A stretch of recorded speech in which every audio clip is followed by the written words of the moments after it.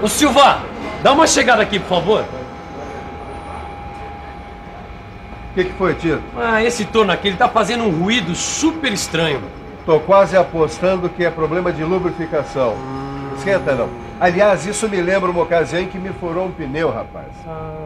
Tirei a roda. Quando eu mexi na panela do freio, estava pelando. Soltei a panela, era o rolamento. Pifou. Não havia sido lubrificado direito e estragou. Aqui, ou tem lubrificante de menos, ou colocaram o lubrificante errado. Vamos dar uma olhada. Isso é uma coisa que você tem que saber e saber bem, Titão. Se você quiser saber também, preste atenção nessa teleaula de hoje, porque vai ser só sobre isso. Na teleaula de hoje você vai ver os tipos de atrito e os problemas que ocorrem por sua causa, a importância da lubrificação, os tipos de lubrificantes e vai ver ainda como escolher o lubrificante adequado a uma determinada situação. A nossa teleaula está pronta para começar. Vamos nessa, que é hora de aprender. Olha, Edgar, eu acho que a gente tem que estudar tudo o que puder sobre lubrificação. Tem um montão de ligação de peças e sistemas de engrenagens que só funcionam direitinho se tiver uma lubrificação correta. Pois é. Mas só que antes de estudar o que é lubrificação, a gente precisa saber por que se lubrifica um motor, por exemplo, uma máquina. Por causa do atrito entre as peças. E você sabe o que é atrito? Atrito é o choque entre duas peças. Quando duas superfícies raspam e... Sei. Duas partes... Edgar, eu sei o que é atrito, mas é difícil explicar. Pois é, a gente sabe o que é na prática, mas na hora de explicar a gente se embanana todo. E você? Saberia dizer o que é atrito? Atrito é a resistência ao movimento entre duas superfícies em contato. É assim, Tito. Quando duas peças em contato se deslocam, ocorre o atrito entre elas.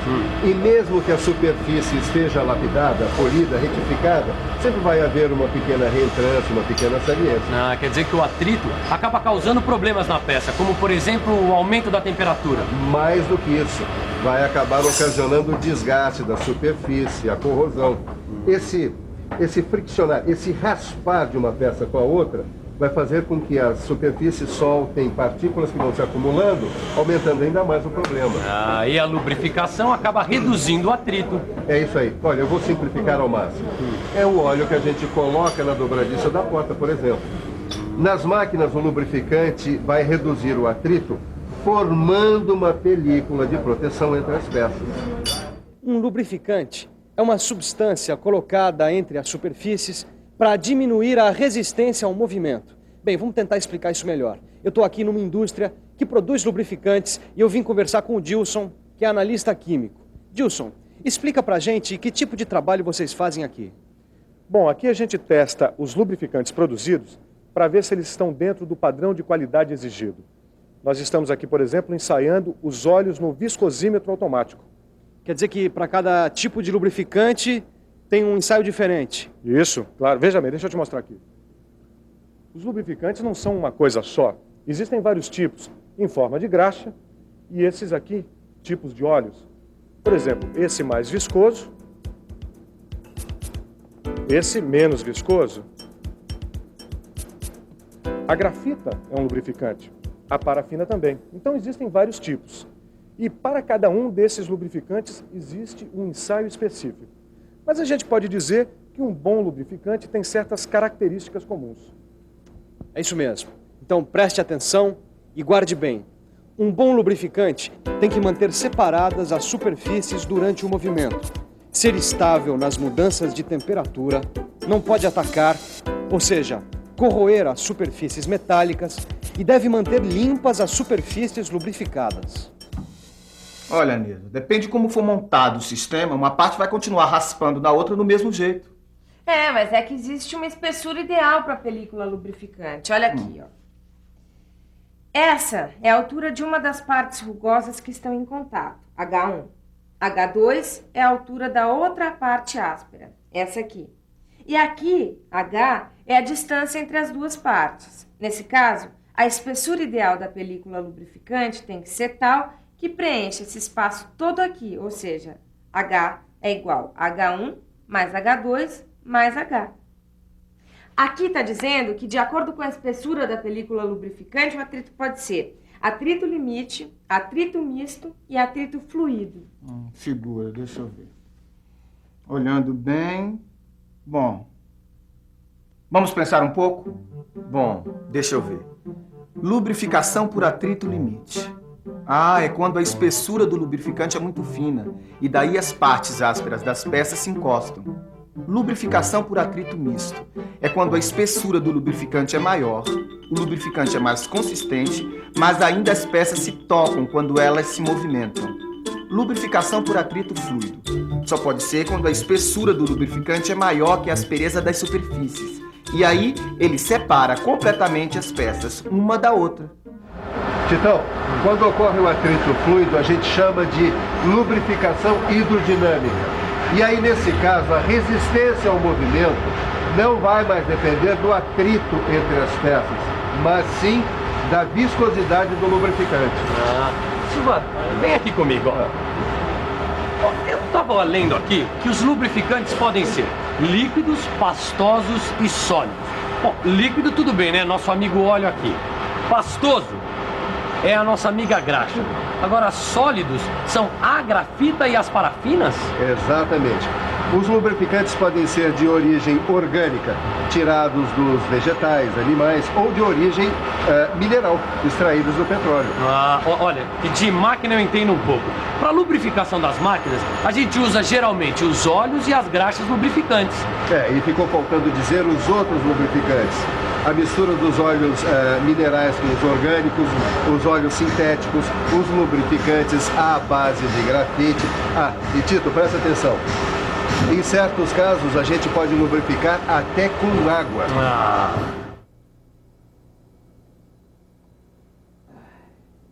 Obrigado, Gilson.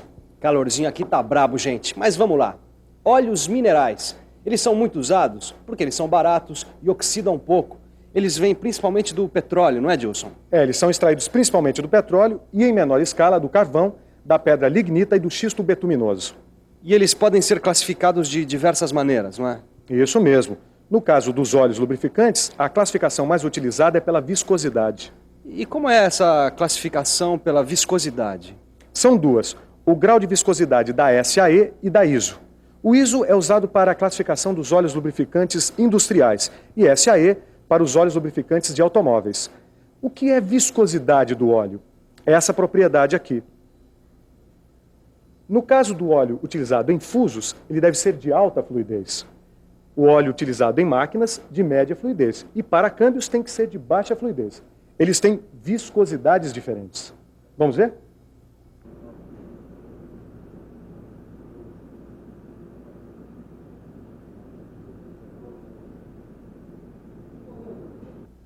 Gilson, mas tem também as graxas minerais, não é? É isso, só que no caso das graxas, a classificação é feita segundo sua consistência, nos moldes propostos pelo NLGI, Instituto Nacional de Graxas Lubrificantes dos Estados Unidos. Tito, olha aqui. As graxas lubrificantes, em comparação aos óleos minerais, têm maior consistência plástica, tá vendo? As graxas são produtos obtidos pela combinação de um líquido lubrificante e de um espessante. Bom, mas isso você já viu, não é? O que eu sei é que o líquido lubrificante geralmente é um óleo mineral. E o espessante são sabões metálicos à base de sódio, cálcio, bário, lítio e alumínio. Mas existem as graxas especiais que são feitas com outros tipos de óleo e de espessante. Agora, vai metendo a mão na graxa que ainda tem coisa para aprender, viu? Olha aqui, Edgar, óleo de oliva. Esse aqui também é um óleo orgânico. No caso, esse veio da azeitona, né? Esse aqui, como o óleo de rícino, sebo e outros óleos, eles são todos orgânicos, porque eles vêm de animais ou vegetais. Eles têm alta capacidade de lubrificação, sabia? Então vamos usar esse em algumas partes do nosso kart. A gente até pode, Ed. O problema é que eles envelhecem muito rápido, sabe? Eles ficam resinosos, espessos. E, além de tudo, eles são muito caros. Por isso, eles só são usados em ocasiões especiais. Então, guarda esse aí pra gente usar na salada, tá? Mas acontece que ainda existem as misturas de óleos orgânicos e minerais, os lubrificantes sintéticos e os lubrificantes grafíticos. Mistura de óleos orgânicos e minerais. Lubrificante sintético, lubrificante grafítico. Bom, sobre isso nós temos uma fita aqui, ó. Vamos assistir junto. Fique por dentro.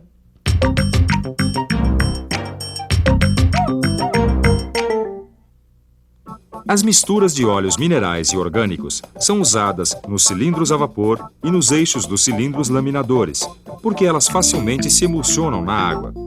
São usadas também quando é necessária uma elevada capacidade de lubrificação, como em redutores de velocidade compostos por parafusos com rosca sem fim e em engrenagens cônicas rebaixadas. Os lubrificantes sintéticos suportam as mais diversas condições de uso. São sintéticos porque resultam de síntese química. Os lubrificantes grafíticos são usados nas superfícies de deslizamento porque eles fazem com que elas fiquem mais absorventes, lisas e resistentes ao engripamento. O tempo de amaciamento é reduzido com o uso deste lubrificante. A grafita é também usada como ingrediente de óleo lubrificante ou graxa e na lubrificação a seco. Bom, Silva, a gente já viu um monte de coisa, mas eu queria saber, quando é que a gente usa um produto, quando é que a gente usa o outro? Por exemplo, quando é que a gente usa o óleo, quando é que a gente usa a graxa?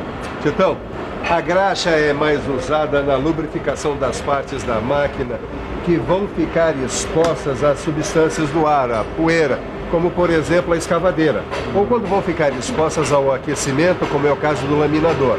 Enfim, onde o uso do óleo não é eficaz. Mas não seria por causa da tendência que o óleo tem em escorrer?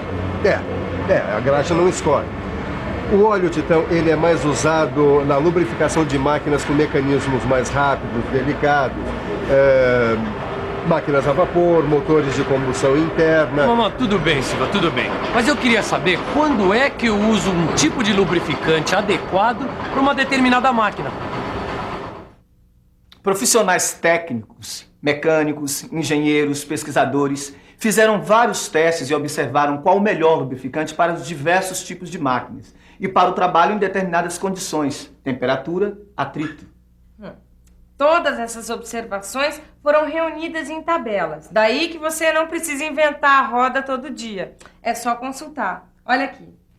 Essa é uma tabela para graxas. Você tem aqui a máquina ou sistema que você quer lubrificar. Nessa outra coluna, o ponto de gotejamento mínimo da graxa e o teor máximo de água que ela pode ter.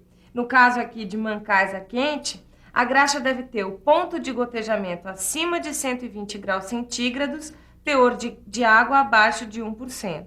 Você faz a mesma coisa com relação aos óleos, ó. Olha aqui, ó. No caso de mecânica fina, nós temos que usar óleos com ponto de fulgor 125 graus centígrados e viscosidade de 1,8 a 20. Assim, fica fácil você escolher o melhor lubrificante para as máquinas e para as situações que você vai enfrentar pela frente. Titão, que tal uma limpada geral na máquina e avisar que já pode ligar?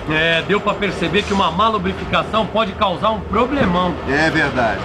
Um profissional da mecânica deve saber bastante sobre lubrificação. Tá? O desgaste de uma máquina mal lubrificada é muito grande. E você aí em casa, enquanto a gente liga a máquina aqui, que tal você se ligar na revisão? E atenção, se liga aí que é hora da revisão. Na teleaula de hoje, você pôde conhecer os tipos de atrito presentes na lubrificação. Viu também que a lubrificação é fundamental para o funcionamento das máquinas porque reduz o atrito.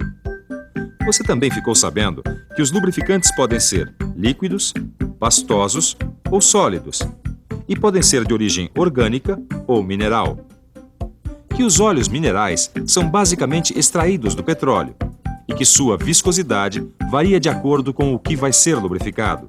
Viu ainda que existem os óleos orgânicos que são bons, mas muito caros, e que envelhecem rapidamente. Que existem as misturas de óleos minerais e orgânicos e que existem os lubrificantes sintéticos e grafíticos.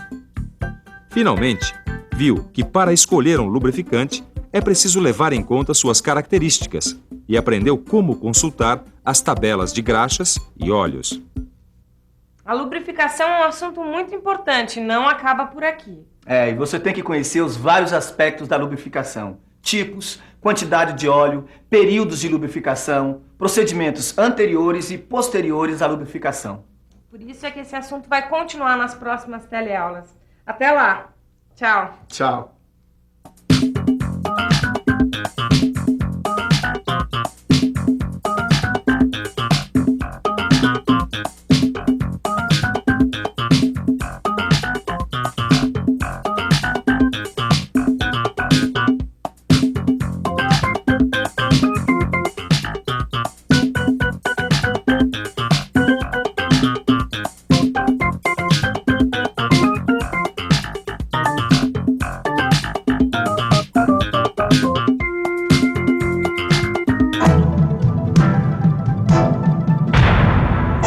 Telecurso 2000, um programa de educação do Sistema Fiesp e da Fundação Roberto Marinho.